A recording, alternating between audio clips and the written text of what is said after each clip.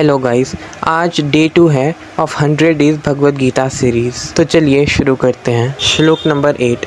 भवान भीष्मश्च कर्णश्च कृपश्च समितिञ्जय अश्वत्थामा विकर्णश्च सौमदत्तिस्तथैव च। इससे पहले वाली वीडियो में श्लोक नंबर 7 में दुर्योधन बताने जा रहे थे कि उनकी सेना में कौन कौन से योद्धा हैं, और इस श्लोक में मतलब कि श्लोक नंबर 8 में वो उन योद्धाओं के नाम ले रहे हैं जो कि हैं भीष्म, कर्ण, कृपाचार्य, अश्वत्थामा, विकर्ण तथा सोमदत्त का पुत्र भूरिश्रवा। वो कहता है कि ये सभी पराक्रमी योद्धा हैं जो कभी भी युद्ध में हारे नहीं हैं। श्लोक 9।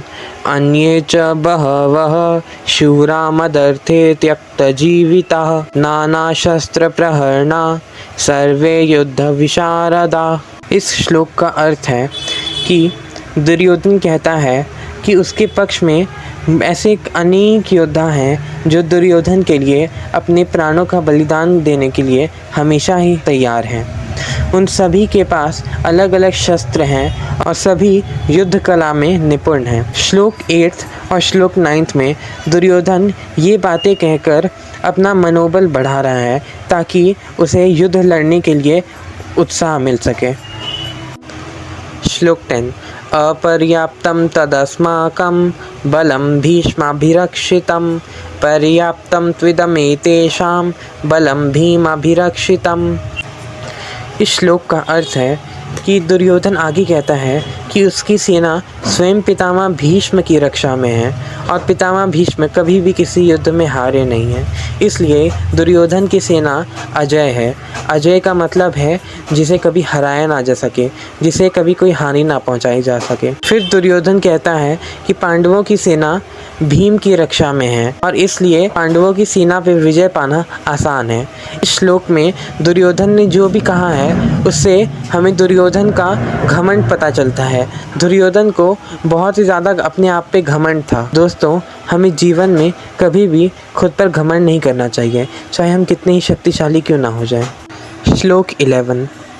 अयनेषु च सर्वेषु यथा भागमवस्थिता भीष्ममेवाभिरक्षन्तु भवन्तः सर्व एव हि।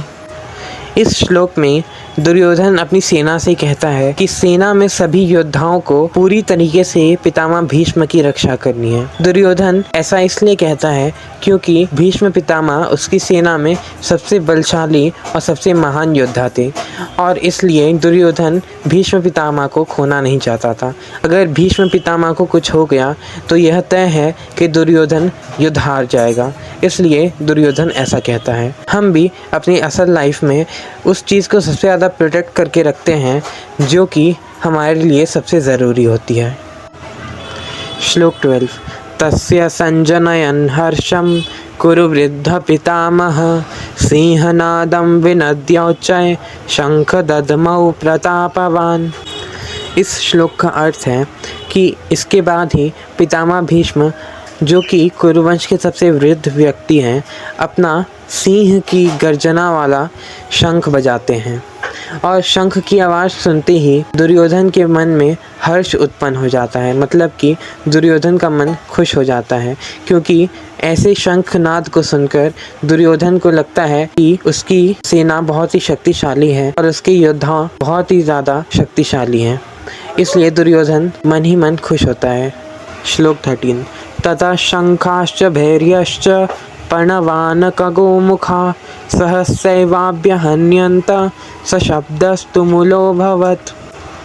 इस श्लोक का अर्थ है कि पितामह भीष्म के शंख बजाते ही तुरंत नगाड़े, बिगुल, तुरही, मृदंग सभी एक साथ बजने लगे, जिनकी ध्वनि मधुर नहीं भयानक थी क्योंकि ये युद्ध के पहले की ध्वनि थी।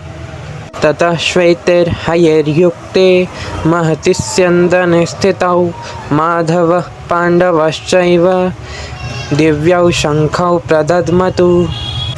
इस श्लोक का अर्थ है कि इसके बाद सफ़ेद घोड़ों से युक्त उत्तम रथ पर बैठे श्री कृष्ण और अर्जुन ने भी अपने अपने दिव्य शंख बजाए। तो गाइज़, यहीं पर हमारे आज के 7 श्लोक ख़त्म होते हैं और हमने डे 2 भी कंप्लीट कर लिया है। Thank you.